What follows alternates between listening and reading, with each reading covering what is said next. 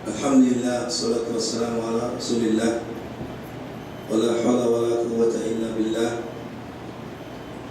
Amma ba'du, Allahumma alimna ma yanfa'una wanfa'na bima 'allamtana wa zidna ilman wa hudan wa tuqan wa salahan ya rabbal alamin.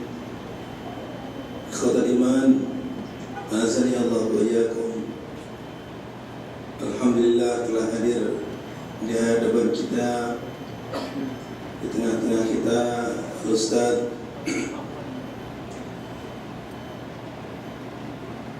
Farid Ibn Qasim Anus hafizahullah ta'ala, yang mana beliau sudah sejak 20 tahun yang lalu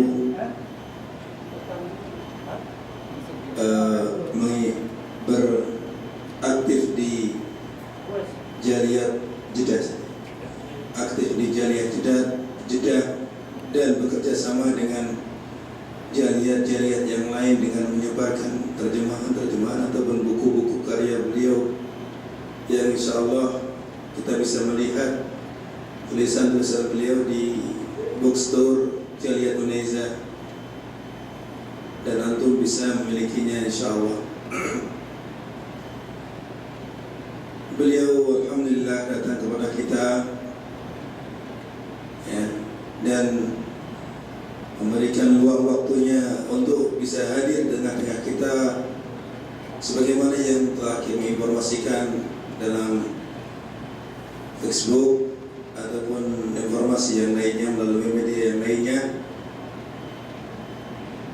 bahwa insyaAllah malam ini kajian akan disampaikan bersama beliau Ustaz Farid Ibn Qasim Anus hafizahullah, dengan tema seperti apa yang telah kita sampaikan pada informasi, yaitu sang penakluk kemustahilan, yang mana ini terinspirasi dari sebuah kisah seorang yang nanti akan dikisahkan insyaAllah beliau, yang Masya Allah dari secara zahir tidak mungkin untuk mendapatkan apa yang beliau dapatkan saat ini, kan tapi dengan izin Allah Subhanahu wa Ta'ala beliau mendapatkannya.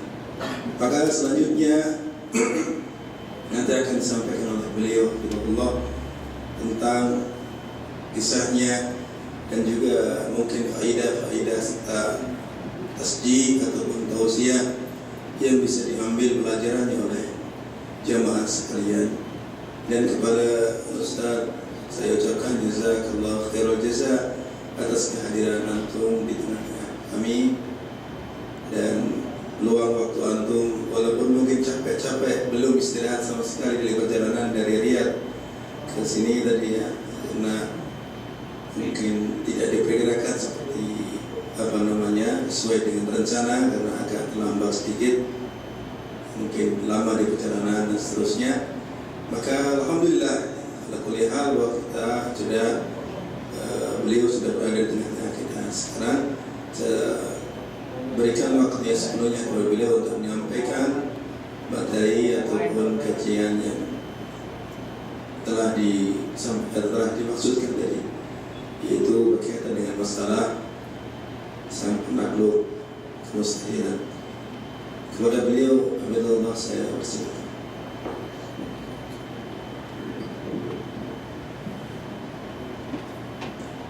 Assalamualaikum warahmatullahi wabarakatuh. Alhamdulillahilladzi hadana li hadza wa ma kunna linahtadiya laula an hadana Allah. Wassalatu wassalamu ala Rasulillah wa ala alihi wa ashabihi ajma'in wa amman tabi'ahum bi ihsan ila yaumiddin, amma ba'd. Alhamdulillah, kita panjatkan puji syukur kepada Allah Subhanahu wa taala yang telah memberikan kepada kita nikmat yang tidak terhingga, nikmat yang tidak terhitung banyaknya. Di antaranya adalah nikmat iman, nikmat Islam, nikmat hidayah, nikmat ukhuwah persaudaraan, nikmat kesehatan, di mana Nabi SAW bersabda, nikmatani maghbunun fihi yahtima katsirun minan nas as-sihhatu wal faragh, rawahul Bukhari.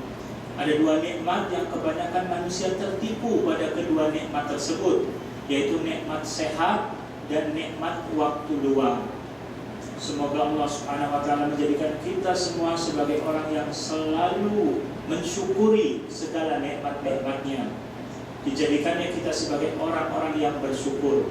Salawat serta salam semoga tetap tercurah kepada Nabi kita, teladan kita, Nabi Muhammad, kepada para keluarganya, sahabatnya, dan pengikutnya yang tetap setia sampai akhir zaman.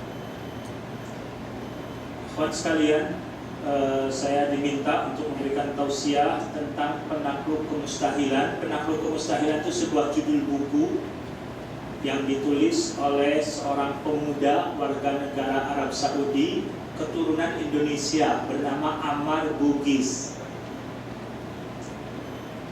Sebelum kita mulai cerita tentang beliau, buku ini berceritakan tentang autobiografi, jadi menceritakan tentang perjalanan hidup beliau sendiri dari mulai kecil. Sekarang usianya 27 tahun. Kata-kata penakluk kemustahilan terkesan seolah-olah dia memuji tentang dirinya sendiri atau menganggap bahwa dialah yang menaklukkan segala kemustahilan. Tidak, hakikatnya Allah Subhanahu wa ta'ala yang menakdirkan kepada hambanya. Hakikatnya segala kemudahan itu hanya dari Allah Subhanahu wa ta'ala. La haula wa la quwwata illa billah. Tidak ada daya dan kekuatan kecuali dengan pertolongan dari Allah Subhanahu wa ta'ala. Di antara doa yang sering kita panjatkan, Allahumma la sahla illa ma ja'altahu sahla wa anta taj'alul hazna in syi'ta sahla. Ya Allah, tidak ada kemudahan kecuali apa yang kau jadikan hal itu mudah. Dan sesuatu yang kau jadikan sulit sekalipun, jika kau kehendaki maka itu jadi mudah. Tidak ada yang sulit bagi Allah Subhanahu wa ta'ala. Walaupun menurut manusia sangat sulit atau bahkan dikatakan hampir mustahil atau mustahil, tapi jika Allah menghendaki, kun fayakun. Di sini pentingnya seorang hamba untuk bergantung kepada Allah Subhanahu wa ta'ala. Iyyaka na'budu wa iyyaka nasta'in.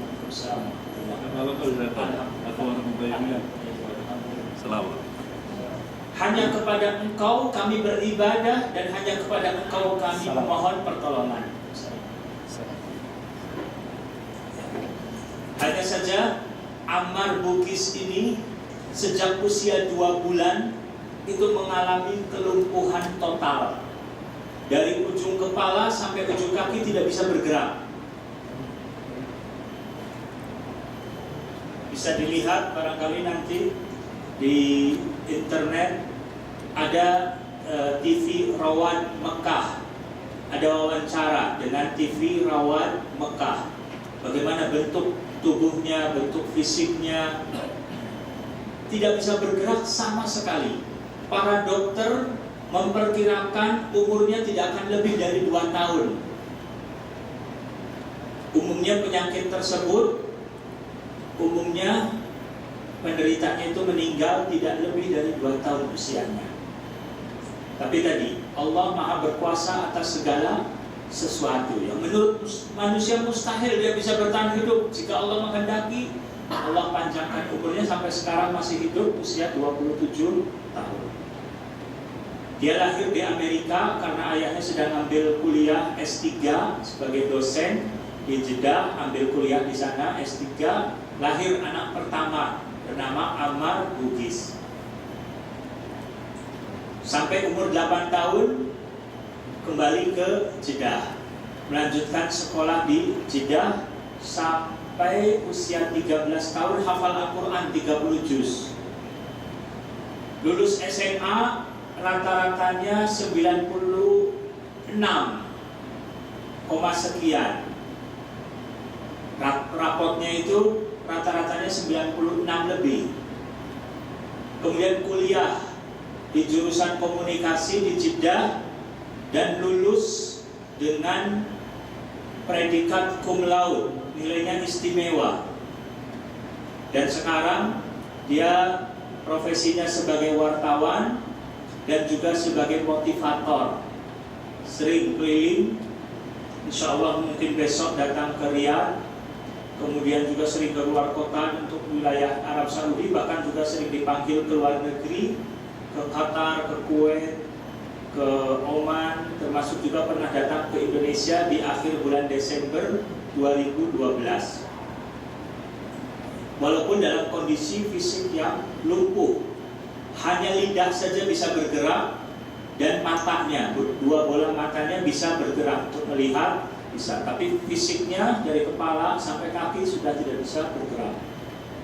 Kakinya kecil, tangannya juga kecil, kepalanya besar. Kalau berbicara pun kurang jelas. Kecuali kita harus benar-benar serius, fokus, melihat gerak bibirnya, gerak lidahnya, baru kita bisa memahami apa yang diucapkan oleh beliau.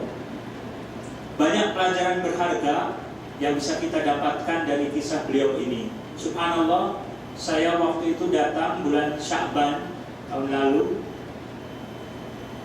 dengan niat tinggal di Jeddah sampai pertengahan Ramadan, hanya sebulan. Sudah beli tiket pulang pergi, tapi ternyata ada halangan. Untuk perpanjangan iqamahnya itu ada halangan, sampai akhirnya harus tinggal di Jeddah selama 3 bulan. Di satu sisi adalah ini suatu musibah, hal yang tidak mengenakan. Walaupun dibandingkan antum ya, 2 tahun barangkali belum pulang, ada yang bahkan mungkin lebih ya. Tapi ini satu sisi kita sudah mempunyai program akhir Ramadan, banyak kegiatan di Indonesia dan seterusnya, ternyata harus berubah. Tapi suatu pelajaran, kita harus yakin bahwasanya kita yakin selalu harus husnudzon kepada Allah Subhanahu wa taala, bersangka baik kepada Allah. Kita banyak berdoa, berikhtiar, berusaha, setelah itu hasilnya kita serahkan kepada Allah, tawakal. Kita serahkan urusan kita kepada Allah. Apa yang Allah pilihkan untuk kita, insya Allah terbaik untuk kita. Jadi jangan sekali-kali berprasangka buruk kepada Allah Subhanahu wa taala. Di antara hikmahnya yang saya dapatkan, dengan terlambat pulang saya bisa berkenalan dengan Ammar Bugis ini di Jeddah. Dan banyak sekali manfaat yang bisa saya dapatkan dari kisah hidup beliau ini. Di antaranya Ustaz Ammar cerita, dia katakan kita ini kalau kena musibah harus selalu bersangka baik kepada Allah Subhanahu wa taala. Allah memilihkan yang terbaik untuk kita. Saya terharu, bukannya saya yang memotivasi dia supaya sabar, bersangka baik kepada Allah, tapi justru orang yang lumpuh yang memberi nasihat kepada orang yang sehat. Terus dia katakan, dahulu kala ada seorang raja yang tangannya putus satu, musibah. Pada saat putus, dia kaget sekali, menginginkan tangannya disambung lagi dan sembuh. Dipanggilnya para dokter, para ahli, ternyata mereka semua menyerah. Dokter tidak bisa menyambung tangan raja. Raja menyampaikan kepada Perdana Menterinya, kepada penasehatnya, bagaimana ini keadaan saya? Tangan saya putus satu, Pak, bisa disambung. Penasehatnya mengatakan, putusnya tangan Anda ini baik untuk Anda. Tapi raja malah tambah marah. Kamu bilang putus tangan kok baik? Ini suatu hal yang jelas-jelas buruk. Kamu bilang baik, kamu main-main apa? Senang apa? Tangan saya putus ini. Nah, sudah akhirnya salah paham kan? Jadi orang yang sakit itu sering itu tidak terkontrol emosinya. Kalau yang sakit menaun, udah lama sakitnya, itu sering tidak terkontrol. Kita yang harus banyak maklum.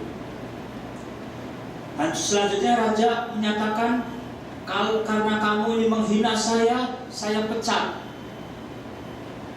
Bahkan kamu harus masuk penjara. Pengawal akhirnya menangkap Perdana Menteri tadi untuk dimasukkan ke penjara. Perdana Menteri tadi sebelum meninggalkan raja mengatakan, penjara untuk saya itu juga baik untuk saya. Penjara bagi saya itu baik untuk saya. Terus raja pergi meninggalkan kerajaannya. bawa kudanya pergi sendirian sampai meninggalkan wilayah kekuasaannya ke negeri lain. Waktu dulu kala itu kalau pergi ke negeri lain nggak pakai sistem, pakai visa dan lain sebagainya gitu ya, bebas. Tapi di negeri lain ternyata yang berkuasanya kaum penyembah berhala. Kepala sukunya memerintahkan kepada anak buahnya, jika menemui raja, jika menemui orang asing siapapun harus ditangkap, ingin dijadikan tumbal untuk sesembahan mereka. Kebiasaan dari orang-orang syirikin. Ketika raja masuk ke daerah tersebut, raja yang ditangkap.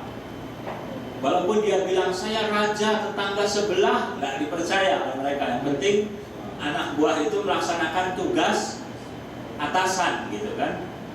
Nggak mau kompromi, nanti terserah kepala saya nanti yang komprominya. Barangkali petugas imigrasi kalau melihat di jalan ditanya mana iqomah, wah ketinggalan di rumah, nggak mau tahu gitu kan. Mau alasan ketinggalan, mau alasan apa, nanti tangkap dulu. Nanti setelah itu baru urusan dengan atasan. Sampai ditemukan ke kepala suku melihat rajanya itu tangannya, tubuhnya, fisiknya tidak sempurna, putus satu sebelah. Kepala suku marah kepada anak buahnya, kamu salah tangkap. Saya memerintahkan pilih orang yang sempurna fisiknya. Untuk jadikan tumbal harus orang yang sempurna fisiknya. Kalau yang orang cacat seperti ini, lepaskan lagi aja, biarkan dia hidup. Baru di sini raja sadar, ada hikmahnya putus tangan saya satu tadi.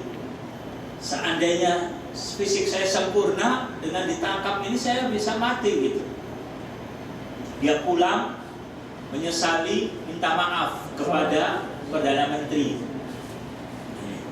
Ini ada satu sikap yang mulia, sikap kesatria, mau mengakui kesalahan, mau meminta maaf kepada bawahan. Ini satu akhlak yang terpuji. Kadang kita suami berbuat salah kepada istri, gengsi untuk mengakui salah, minta maaf, selalu merasa dirinya benar. Tidak, kalau kita salah, akui kesalahan, minta maaf, tidak apa-apa. Kemudian setelah itu raja mengatakan, sekarang saya sadar bahwa putusnya tangan saya yang satu itu ada hikmahnya baik untuk saya. Tapi yang saya belum paham, Anda bilang penjara bagi Anda baik. Apa hikmahnya, dari mana? Coba terangkan. Kata Perdana Menteri, kalau saya tidak di penjara, Anda akan mengajak saya jalan-jalan pergi. Nanti saya ketika kita berdua ditangkap, Anda dilepaskan, saya yang mati. Itu sekedar contoh. Tapi ini yang menceritakannya orang yang lumpuh tadi kepada saya, untuk meyakinkan saya dan teman-teman yang hadir di majelis bahwasanya kita harus husnudzon kepada Allah. Intinya itu pelajarannya ya. Musibah apapun yang tidak mengenakan bagi kita, ditangkap, dipenjara misalnya, tidak digaji sekian bulan dan apapun bentuknya, kita harus yakin bahwasanya itu ada hikmahnya. Kita ikhtiar, kita doa, banyak berdoa pada Allah. Wa may yattaqillah yaj'al lahu makhraja wa yarzuqhu min haitsu la yahtasib. Barang siapa bertakwa kepada Allah, pasti Allah akan memberikan jalan keluar dan Allah akan memberikan rezeki kepadanya dari arah yang tidak disangka-sangka. Ada seorang supir di Jeddah datang kepada salah seorang ustadz menyampaikan, saya sudah mau pulang IHI, masih ada gaji 3 bulan oleh majikan tidak dikasih. Bahkan dikatakan saya harus nombokin lagi, punya utang karena mobilnya rusak, katanya gara-gara saya. Masuk bengkel biayanya lebih besar daripada gaji 3 bulan. Jadi gaji yang 3 bulan diambil oleh majikan. Saya sedih, pulang gak bawa apa-apa, gak bisa beli oleh-oleh. Akhirnya ustaz tersebut memberi nasihat kepada supir tadi untuk sabar, banyak berdoa kepada Allah. Dan supir tadi minta tolong ustaz tersebut untuk menghadap kepada majikannya, untuk menasehati majikannya. Maka Ustaz tersebut menjanjikan insya Allah siap, tinggal menunggu kapan bisanya dan kapan ada majikannya untuk menemuinya. Tapi Ustaz tersebut juga mengingatkan supir, jangan-jangan ujian berupa musibah ini juga berupa teguran dari Allah. Mungkin kita selama ini masih banyak yang lalai sebagai manusia, tidak lepas dari khilaf, salah, dosa. Bagaimana kita muhasabah, introspeksi, banyak istighfar, banyak bertobat dan memperbaiki diri. Apakah kita rajin sholat 5 waktu di masjid? Apakah kita rajin sholat, baca Quran, bakti pada orang tua dan seterusnya? Kita koreksi terus. Kemudian diberinya supir tersebut Quran, buku-buku agama. Akhirnya berapa hari kemudian supir itu jumpa lagi, mengatakan, Ustaz, alhamdulillah setelah Ustaz beri Quran, saya rajin baca Quran di kamar, majikan saya berubah hatinya adanya. Nggak tahu apakah karena takut saya doakan nanti yang buruk, tapi setelah dia tahu saya ini berubah jadi rajin sholat, jadi rajin ngaji, hatinya majikan jadi lembut. Langsung yang gaji 3 bulan sudah saya terima, jadi Ustaz nggak usah temuin lagi majikan saya. Nah ini satu kejadian kisah nyata di mana orang yang dekat kepada Allah, Allah akan membantunya, akan memudahkan urusannya. Ada lagi kisah seorang teman sekarang masih ada tinggal di Jeddah orangnya sebagai saksi. Aktif mengaji di Jeddah Dakwah Center, kemudian karena rajin sholat 5 waktu di masjid, majikan marah, tidak setuju, bahkan sempat disikapi dengan kasar.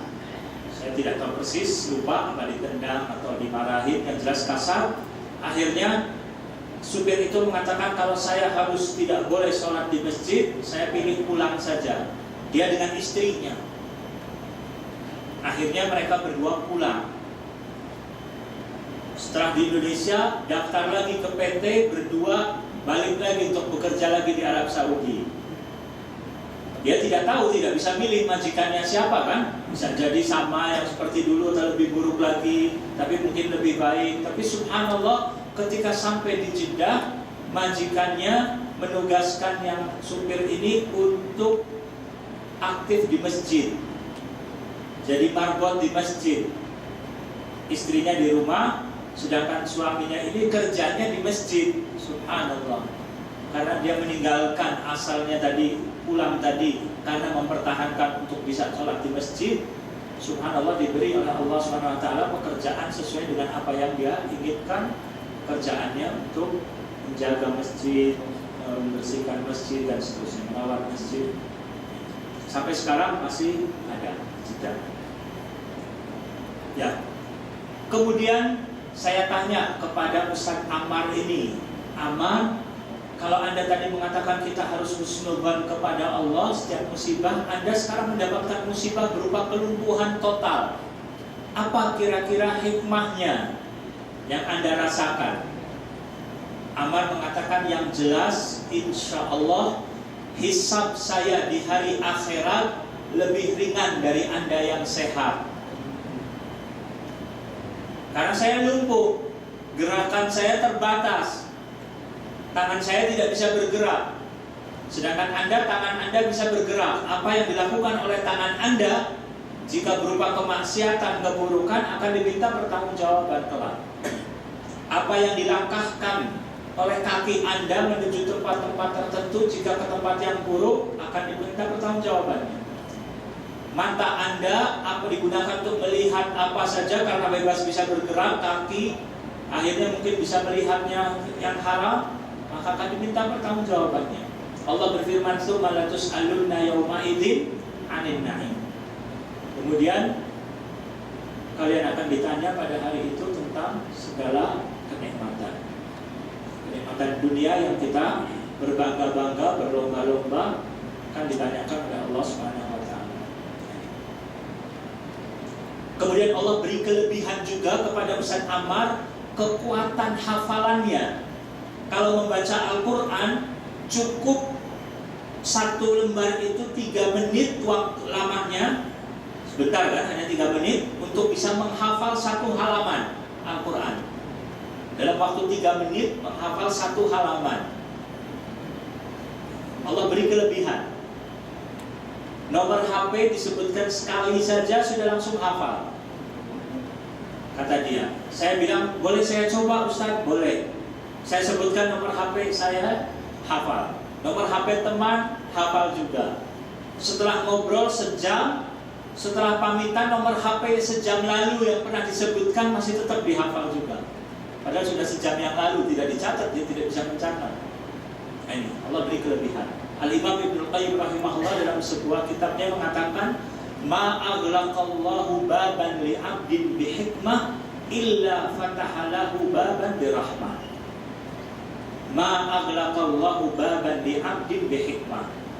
Tidaklah Allah menutup pintu bagi seorang hamba dengan hikmahnya, melainkan illa fatahalahu baban bi rahmah. Kecuali melainkan Allah bukakan untuk dia pintu yang lain dengan rahmatnya, dengan kasih sayangnya. Orang yang tunanetra tidak bisa melihat, tapi diberi kekuatan hafalan yang kuat misalnya, dibuka pintunya dari yang lain.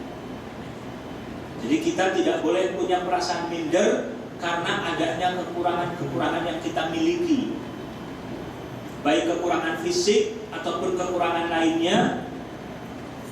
Yang bisa kita perbaiki, tapi hendaklah kita juga melihat potensi-potensi yang Allah berikan kepada kita untuk kita gunakan di jalan kebaikan.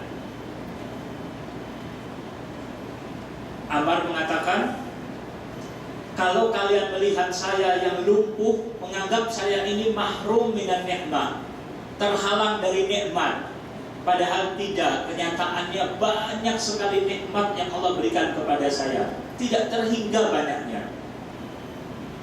Saya bisa melihat, Allah beri kekuatan hafalan kepada saya sebagai seorang muslim, saya bisa mendengar, saya diberi oleh Allah kekuatan untuk punya himmah, semangat yang kuat, tekad yang kuat. Itu juga suatu nikmat dari Allah SWT. Punya perasaan yang halus, itu juga nikmat dari Allah SWT. Jadi sesungguhnya rizki itu bukan hanya terbatas pada harta dan makanan saja namanya rizki. Bisa berteman dengan teman yang baik, itu rizki. Bersahabat dengan orang yang baik, rizki. Bisa diberi oleh Allah kemudahan, bisa menunaikan ibadah haji, rizki. Allah berikan kita istri yang salehah, rizki. Punya anak, rizki. Bisa tidur dengan nyenyak, itu rizki. Banyak orang kaya, miliarder atau miliuner sekalipun, yang punya uang banyak, tapi dia sulit untuk tidur, gelisah terus, selalu cemas dan seterusnya. Nikmat orang bisa tidur nyenyak, itu nikmat rezeki dari Allah SWT.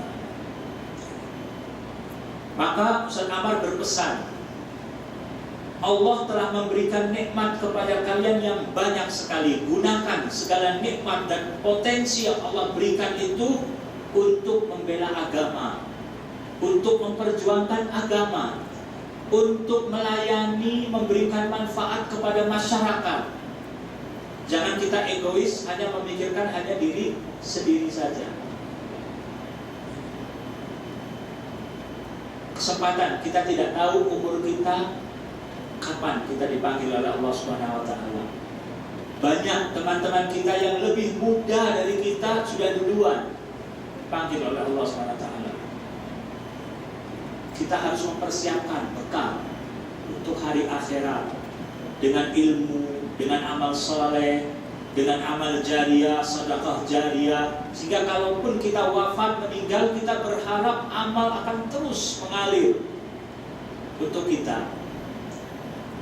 Berdoa agar Allah menjadikan anak-anak kita anak-anak yang soleh, solehah, berbakti pada kedua orang tua.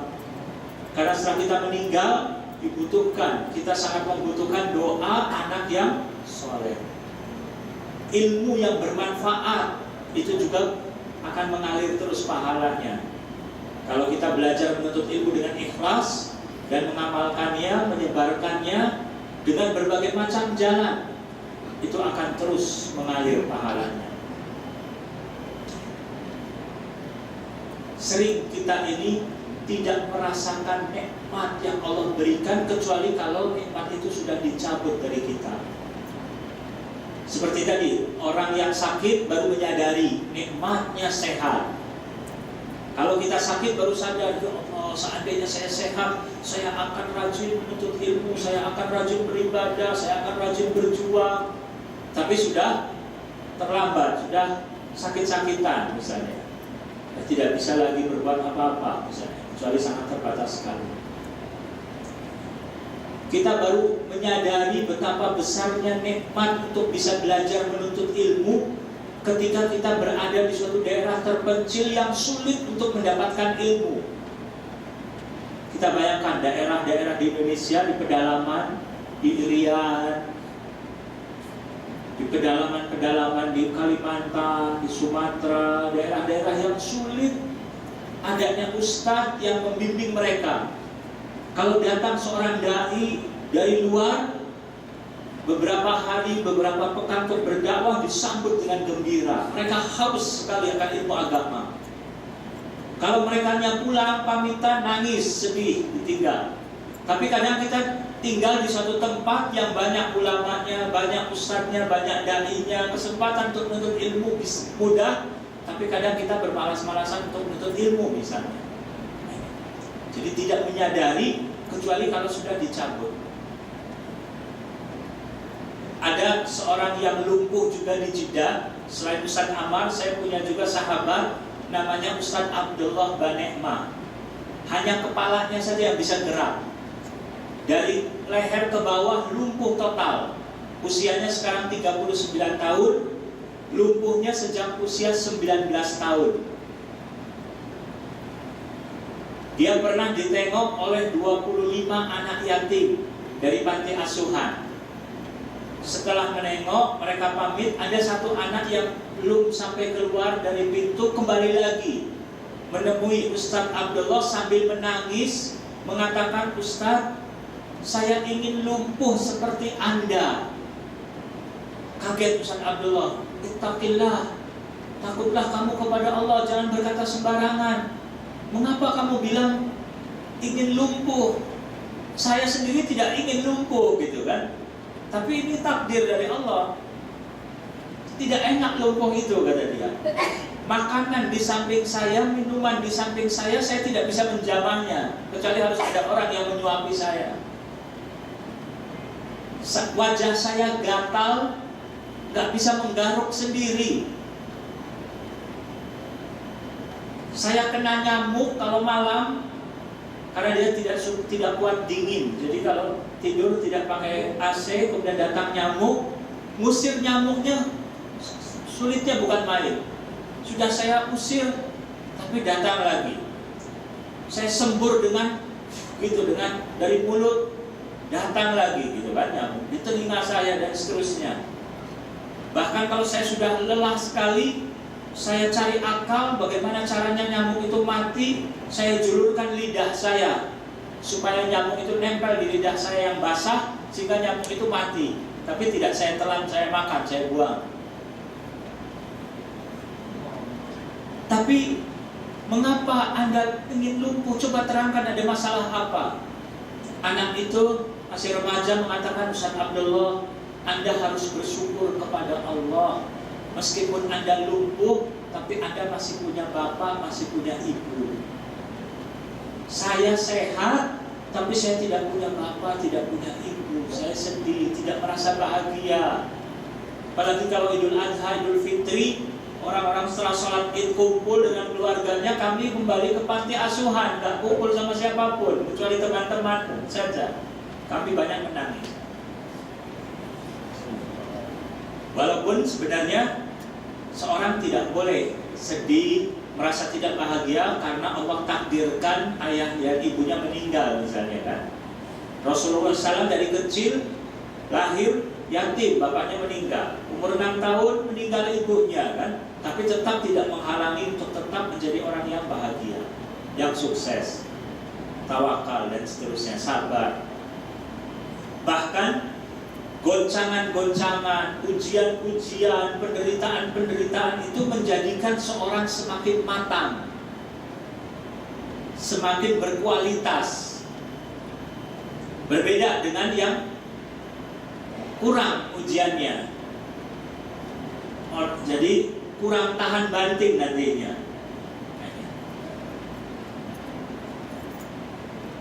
Ayam negeri dengan ayam kampung, kualitasnya lebih baik mana? Dagingnya lebih mahal mana dijual? Telurnya?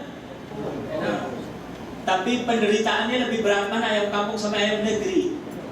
Ayam kampung kan cari makan sendiri, pada berantem. Kalau ayam negeri dimanja, kasih makan dan seterusnya.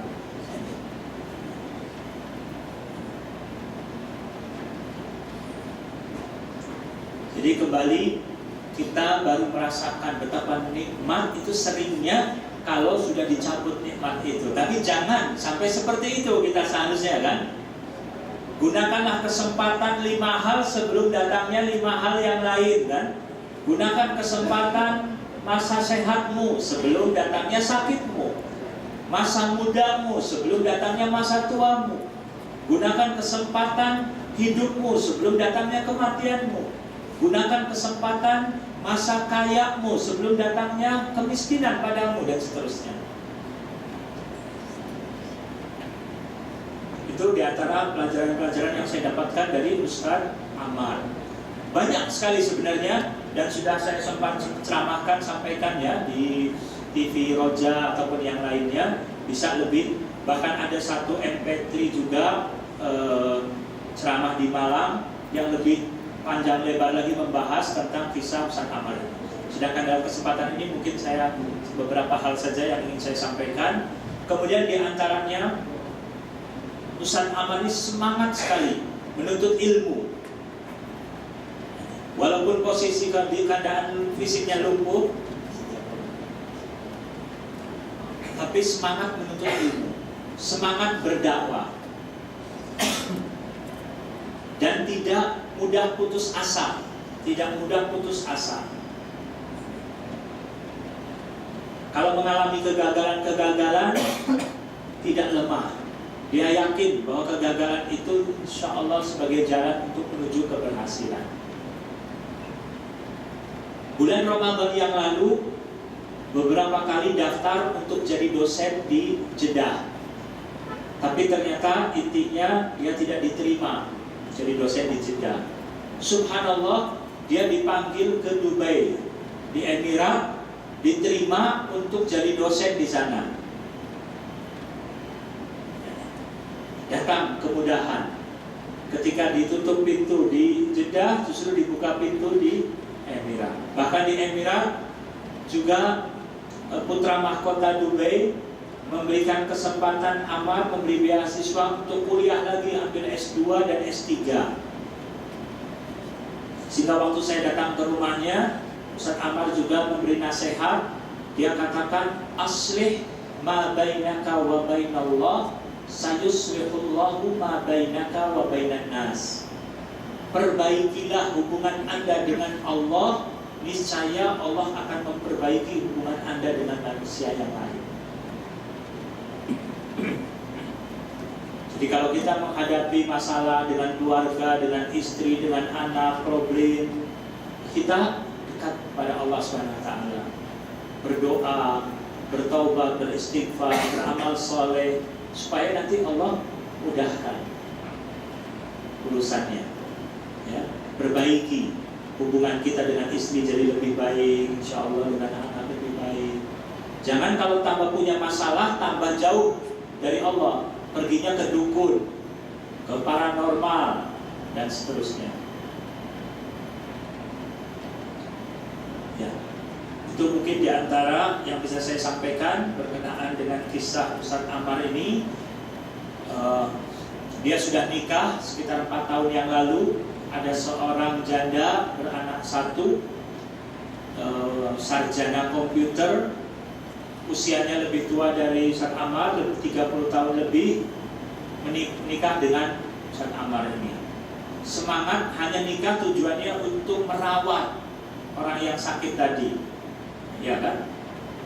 Ustaz Ammar secara fisik tidak bisa memberikan sesuatu mungkin yang dibutuhkan oleh seorang perempuan misalnya dari suaminya, tapi mau berkorban untuk mengharapkan ridha Allah, pahala dari Allah dengan merawat orang yang sakit. Itu juga diantara suatu pengorbanan yang luar biasa dari seorang perempuan yang ingin menerima lamaran Ustaz Ammar sampai menikah hanya untuk merawat Ammar ini. Ya silakan, barangkali ada di antara antum juga yang pernah mendengar kisah ini, ada yang belum saya singgung ataupun apa, atau ada hikmah yang antum dapatkan dari kisah tadi yang belum sempat saya sampaikan, barangkali bisa ditambahkan supaya lebih melengkapi tausiah malam ini. Silakan, Bapak. Mau tanya tentang tadi seperti yang antum ceritakan, beliau itu lahir di Amerika. Ya. Kemudian nama beliau adalah Ammar. Ya. Itu nisbah Bugisnya itu pada siapa? Oh ya. Ya. Ammar Bugis ini, Bugis nisbahnya, sandarannya ke daerah Bugis atau suku Bugis di Sulawesi. Jadi Ammar, nama ayahnya namanya Dr. Haitham. Kakek Ammar namanya Syekh Abdullah Bugis, penasehat Kementerian Haji. Ayah dari kakeknya itu Syekh Abdul Muttalib Bugis, pengajar di Masjidil Haram di Mekah, rahimahullah, dan meninggal. Waktu itu datang dari Indonesia, merantau ke Mekah dan jadi pengajar di Masjidil Haram. Itu yang berkenaan dengan sejarah Bugis, dan Ammar tetap merasa juga senang dan bangga kita punya keturunan dari Indonesia. Kemudian walaupun belum lancar bicara bahasa Indonesianya, tidak lancar ya, sudah dia warga negara Arab Saudi, tapi senang sekali untuk berjumpa dengan orang-orang kita dan juga senang ingin juga berkunjung untuk kedua kalinya ke Indonesia, insyaallah. Ada lagi yang lain?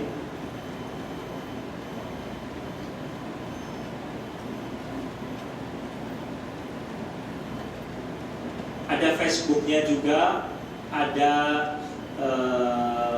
Twitternya, barangkali nanti bisa saya berikan ke Ustaz Abu Talha yang ingin mungkin berkomunikasi dengan beliau, bisa nanti berhubungan lewat Facebook atau lewat Twitter misalnya.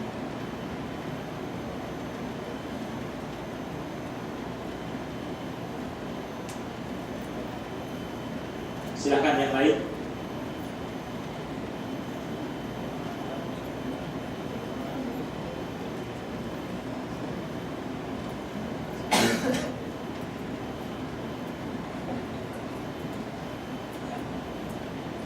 Tadi kita telah belajarnya, jadi Ustaz Ammar ini kita belum tahu, bisa nggak dijelasin secara ringkas dan awalnya di mana Ustaz Ammar ini, kemudian dia sekarang tinggal di mana? Oh ya. Jadi Ustaz Ammar lahir di Amerika, usia 2 bulan mengalami kelumpuhan, kemudian usia 8 tahun pulang ke Jeddah karena ayahnya sudah selesai doktor, kembali lagi pulang ke Jeddah. Ustaz Ammar sempat cerita kepada saya sejak kecil tidak pernah merasa minder, rendah diri dari orang yang sehat, yang normal lainnya, tidak pernah saya merasa seperti itu. Saya sama seperti mereka, cuma memang fisik saya lumpuh, tapi saya tidak merasa beda. Itu juga penting dimiliki oleh setiap muslim. Tidak boleh kita ini rendah diri, yang ada adalah rendah hati ya. Rendah hati itu tawadhu, tidak sombong. Tapi kalau rendah diri, merasa aduh saya ini orang bodoh, saya ini orang yang sedikit ilmunya nggak bisa apa-apa dan seterusnya, sehingga padahal kita punya potensi yang lain, kita akhirnya tidak bisa memberikan yang maksimal untuk kebaikan. Kemudian Ustaz Ammar juga waktu kecil pernah didatangi oleh tetangganya, masih kecil juga, anak kecil juga.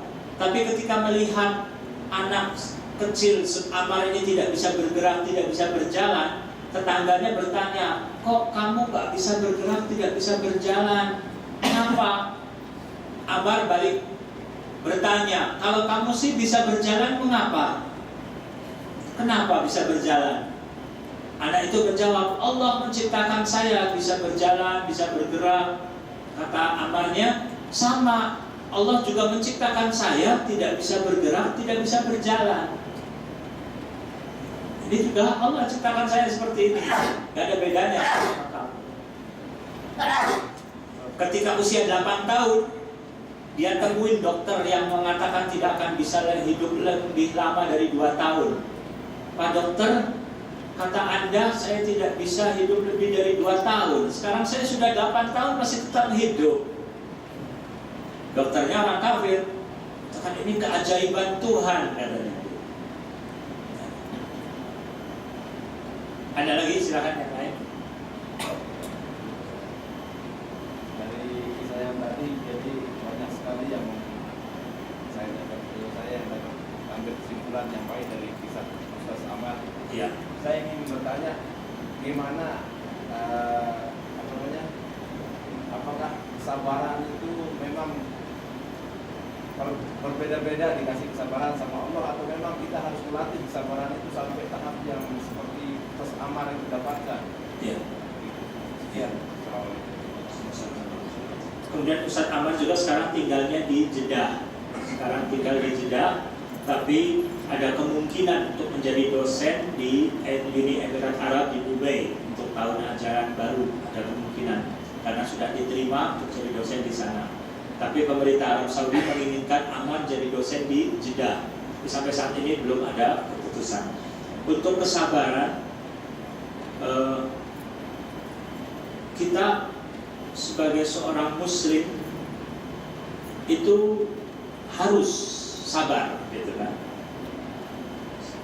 Allah berfirman, wal asri innal insana lafi khusrin illa alladziina amanu wa 'amilus shalihat wa tawassaw bil haqqi wa tawassaw bis sabr. Demi masa sesungguhnya manusia pasti dalam keadaan merugi, kecuali yang beriman, beramal soleh, nasihat menasihati untuk mengikuti kebenaran, nasihat menasihati untuk menetapi kesabaran.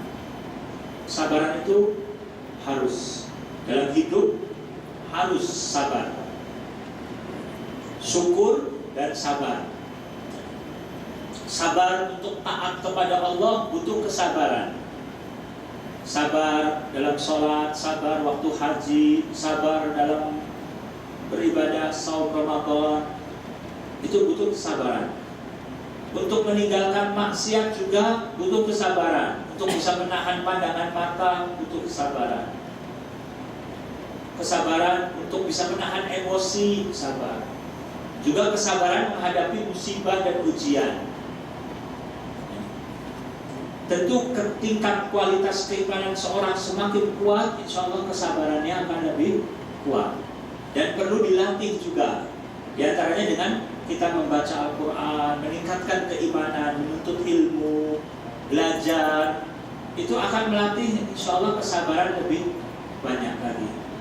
Pengalaman juga, kalau kita baru punya anak 1 misalkan, sama orang yang sudah punya anak 5 atau 7, kesabarannya menghadapi anak biasanya lebih, yang punya anak lebih banyak lebih sabar. Pengalaman dia untuk menghadapi anak-anak misalnya, walaupun tidak ada jaminan, ya bisa saja pengalaman anak yang 1 lebih sabar, tapi karena dengan pengalaman dia jadi lebih tahu, dia harus bisa lebih sabar misalnya.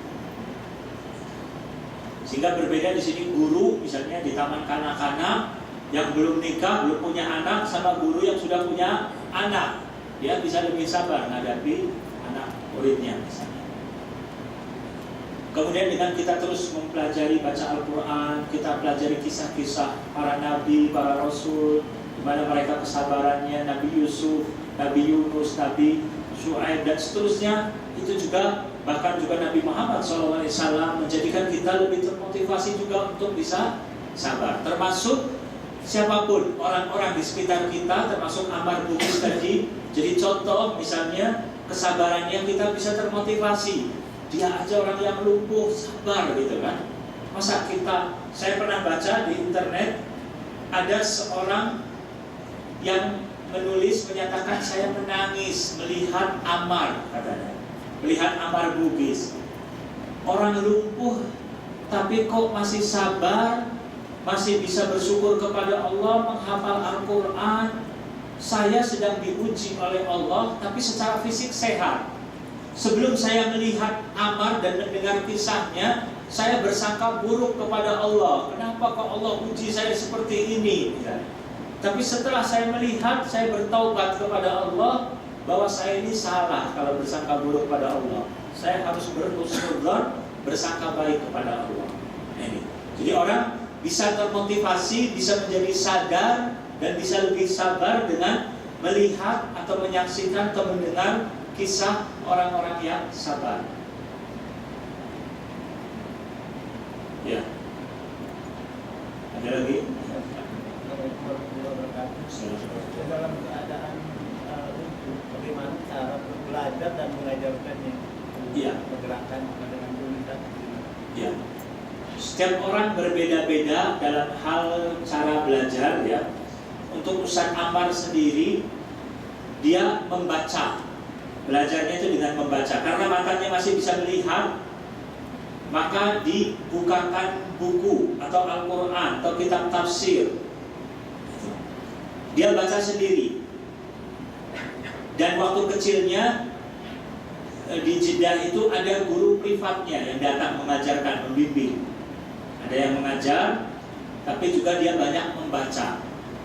Banyak membaca, dan subhanallah tadi diberi kekuatan untuk bisa merekam, mengcopy apa yang dibaca itu, hafal dalam waktu 3 menit bisa menghafal 1 halaman penuh.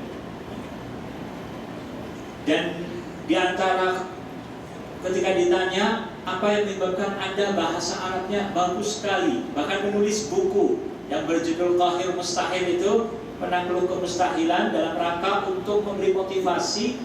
Itu kemampuan bahasanya yang indah, dikatakan oleh beliau, saya dapatkan karena saya menghafal Al-Quran. Karena saya sering membaca Al-Quran, Allah beri kelebihan kemampuan bahasa yang bagus.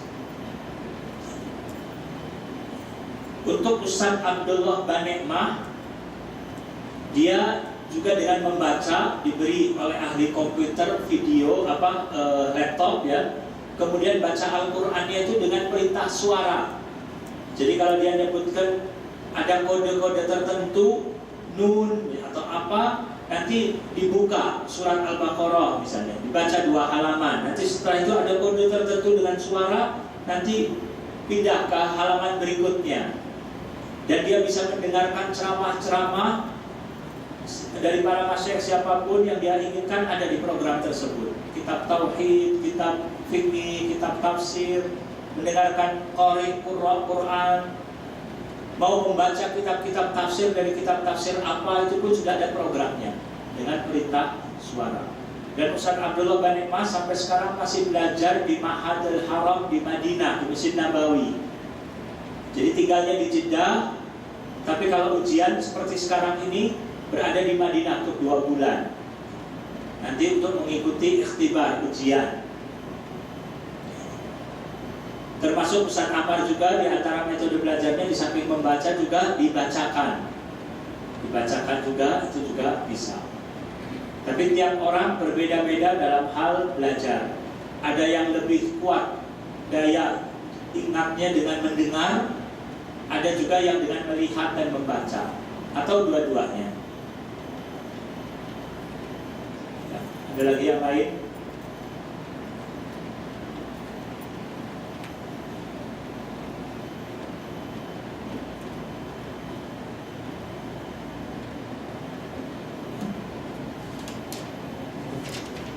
Jadi kesimpulan dari tausiah tadi adalah bagaimana kita berupaya untuk menjadi orang yang bersyukur kepada Allah Subhanahu wa ta'ala, dan untuk menjadi orang yang sabar ketika menghadapi musibah. Saya terakhir penutup, saya bacakan ucapan Al-Imam Ibnu Qayyim rahimahullah dalam muqaddimah kitab beliau Ighatsatul Lahafan min Masayyidis Syaitan. Beliau berkata, fa inna Allah subhanahu wa ta'ala lam yakhluq khalqahu sudan hamalan bal ja'alahu mawridan litaklif wa mahillan lil amri wan nahi wa alzamahum fahma ma arsyadahum ilaihi mujmalan wa mufassalan wa qassamahum ila syaqiyyin wa sa'id wa ja'ala likulli wahidin minal fariqaini manzilah wa a'tahum mawadal ilmi wal amal minal qalbi was sam'i wal basari wal jawarihi ni'matan minhu wa tafaddula faman istamala dhalika li iradatihi wa syahwatihi wa man istamala dhalika li ta'atihi wa salaka bihi tariqa ma'rifatihi ala ma arsyada ilaihi wa lam yabghi anhu udula faqad qama bisyukri ma utiyahu min dhalik wa man istamala dhalika li iradatihi wa syahawatihi wa lam yar'a haqqa khaliqihi yakhsar idza su'ila an dhalik wa yahzan huznan tawila fa innahu la budda minal hisabi ala haqqi hadhihi al-a'dha biqaulihi ta'ala inna sam'a wal basara wal fu'ada kullu ulaika kana anhu mas'ula. Sesungguhnya Allah Subhanahu wa ta'ala tidaklah menciptakan manusia sia-sia, percuma dibiarkan begitu saja. Tetapi Allah Subhanahu wa ta'ala menciptakan manusia untuk melaksanakan suatu tugas, untuk melaksanakan perintah-perintahnya dan meninggalkan larangannya. Ya. Kemudian Allah juga mengharuskan mereka untuk memahami agama ini, baik secara terperinci maupun secara global. Ada yang fardu ain, ada yang fardu kifayah. Kemudian Allah jadikan manusia ini menjadi dua golongan. Ada orang yang sengsara dan ada orang yang bahagia.